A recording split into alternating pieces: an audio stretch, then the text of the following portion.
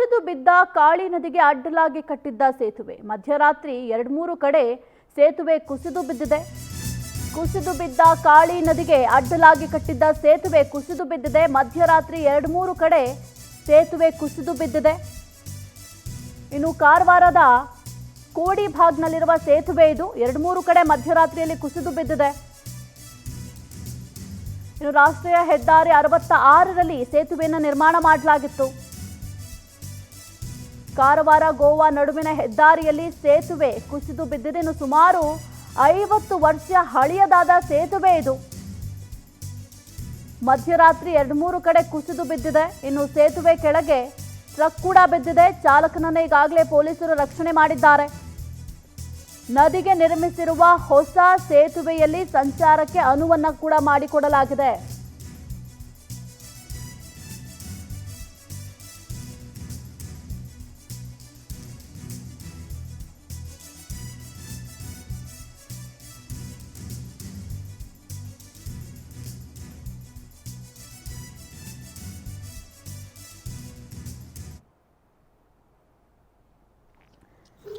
ಕಾಳಿ ನದಿಗೆ ಅಡ್ಡಲಾಗಿ ಕಟ್ಟಿದ್ದಂತಹ ಸೇತುವೆ ಏಕಾಏಕಿ ಕುಸಿದು ಬಿದ್ದಿದೆ. ಸುಮಾರು 50 ವರ್ಷಗಳ ಹಳೆಯದಾದ ಸೇತುವೆ ಇದು. ನೀವು ಗಮನಿಸ್ತಾ ಇದ್ದೀರಾ, ಏಕಾಏಕಿಯಾಗಿ ಸೇತುವೆ ಕುಸಿದು ಬಿದ್ದಿದೆ. ಇನ್ನು ಸೇತುವೆಯ ಕೆಳಗೆ ಬಿದ್ದ ಟ್ರಕ್ ಹಾಗೂ ಚಾಲಕನನ್ನ ಈಗಾಗಲೇ ರಕ್ಷಣೆ ಕೂಡ ಮಾಡಲಾಗಿದೆ. ಯಾವ ರೀತಿ ಕುಸಿದು ಬಿದ್ದಿದೆ ನೀವು ದೃಶ್ಯಾವಳಿಯಲ್ಲಿ ಗಮನಿಸ್ತಾ ಇದ್ದೀರಾ. ಈಗಾಗಲೇ ಪೊಲೀಸರು ಕೂಡ ಅಲ್ಲಿ ಮೊಕ್ಕಂ ಹೂಡಿದ್ದಾರೆ. ನದಿಗೆ ನಿರ್ಮಿಸಿರುವ ಹೊಸ ಸೇತುವೆಯಲ್ಲಿ ಏನು ವಾಹನ ಸಂಚಾರ ಮಾಡಲಿದ್ದಾರೆ ಅವರೆಲ್ಲರಿಗೂ ಕೂಡ ಅನುವನ್ನು ಕೂಡ ಮಾಡಿಕೊಡಲಾಗಿದೆ. ಇನ್ನು ರಾಷ್ಟ್ರೀಯ ಹೆದ್ದಾರಿ 66ರಲ್ಲಿ ಈ ಸೇತುವೆಯನ್ನು ನಿರ್ಮಾಣ ಮಾಡಲಾಗಿತ್ತು. ಕಾರವಾರ ಗೋವಾ ನಡುವಿನ ಸೇತುವೆ ಇದಾಗಿದೆ. ಈ ಸೇತುವೆ ಇದೀಗ ಕುಸಿದು ಬಿದ್ದಿರುವಂಥದ್ದು. ಸುಮಾರು 50 ವರ್ಷ ಹಳೆಯದಾಗಿದೆ ಈ ಸೇತುವೆ. ಆದರೆ ಇದೀಗ ಮಧ್ಯರಾತ್ರಿಯಲ್ಲಿ ಸೇತುವೆ ಕುಸಿದು ಬಿದ್ದಿದೆ. ಇನ್ನು ಪೊಲೀಸರು ಈಗಾಗಲೇ ಕಾರವಾರ ಪೊಲೀಸರು ಏನಿದ್ದಾರೆ ಈಗಾಗಲೇ ಸ್ಥಳದಲ್ಲೇ ಮೊಕ್ಕಂ ಕೂಡ ಹೂಡಿದ್ದಾರೆ. ಇನ್ನು ವಾಹನ ಸವಾರರಿಗೂ ಕೂಡ ನದಿಗೆ ನಿರ್ಮಿಸಿರುವ ಹೊಸ ಸೇತುವೆಯಲ್ಲಿ ಸಂಚಾರ ಮಾಡೋದಕ್ಕೆ ಅವಕಾಶವನ್ನು ಕೂಡ ಈಗಾಗಲೇ ಪೊಲೀಸರು ಮಾಡಿಕೊಟ್ಟಿದ್ದಾರೆ.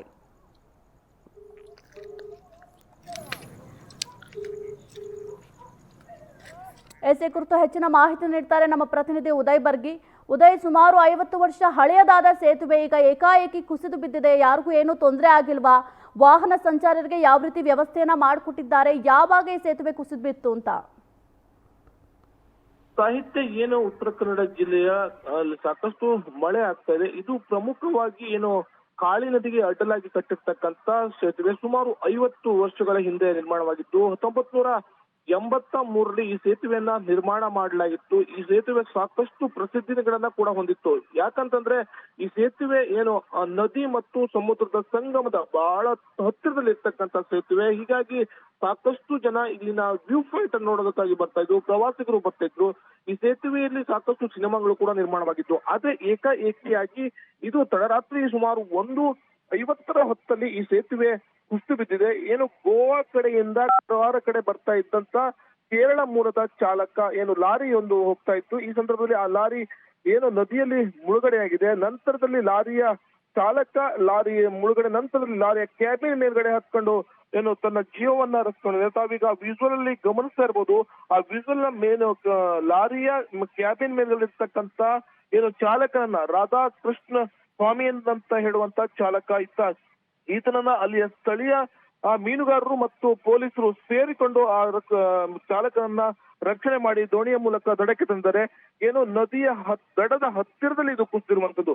ಒಂದು ವೇಳೆ ಮಧ್ಯದಲ್ಲೇನಾದ್ರೂ ಈ ಸೇತುವೆ ಕುಸಿದ್ರೆ ಆ ಚಾಲಕ ಸಿಗ್ತಾ ಇದ್ದ ಇರುವಂತದ್ದು ಕೂಡ ಊಹಿಸೋದಕ್ಕೆ ಆಗುದಿಲ್ಲ. ಇನ್ನೊಂದು ಪ್ರಮುಖ ವಿಚಾರ ಅಂತಂದ್ರೆ ಇದು ರಾತ್ರಿಯ ಸಮಯದಲ್ಲಿ ಆಗಿರ್ತಕ್ಕಂಥ ಘಟನೆ. ಹೀಗಾಗಿ ಅಲ್ಲಿ ಯಾವುದೇ ಹೆಚ್ಚಿನ ವಾಹನಗಳು ಓಡಾಟಗಳು ಕೂಡ ಕಡಿಮೆ ಇರುತ್ತೆ. ಹೀಗಾಗಿ ಆ ಒಂದು ದೊಡ್ಡ ದುರಂತ ತಪ್ಪಿದೆ. ಇನ್ನೊಂದು ಅಂದ್ರೆ ಪ್ರವಾಸಿಗರು ಸಂಜೆ ಹೊತ್ತಲ್ಲಿ ಸಾಕಷ್ಟು ಜನ ಅಲ್ಲಿ ನಿಲ್ತಾ ಇದ್ರು. 100 ಜನ ಪ್ರವಾಸಿಗರು ಪ್ರತಿ ನಿತ್ಯವೂ ಕೂಡ ವರ್ಷದ 365 ದಿನ ಕೂಡ ಪ್ರವಾಸಿಗರು ಅಲ್ಲಿ ಇರ್ತಿದ್ರು.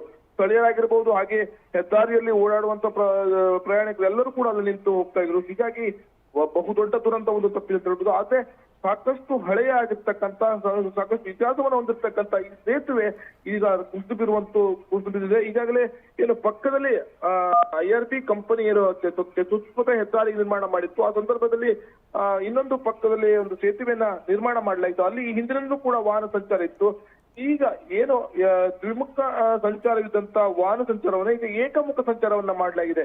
ಹೀಗಾಗಿ ವಾಹನ ಸವಾರಿಗೆ ಯಾವುದೇ ಸಮಸ್ಯೆ ಇಲ್ಲಿ ಎದುರಾಗಿಲ್ಲ ಸಾಹಿತ್ಯ. Okay, thank you Uday Bargi ನಿಮ್ಮೆಲ್ಲ ಅಪ್ಡೇಟ್ಸ್ಗಾಗಿ.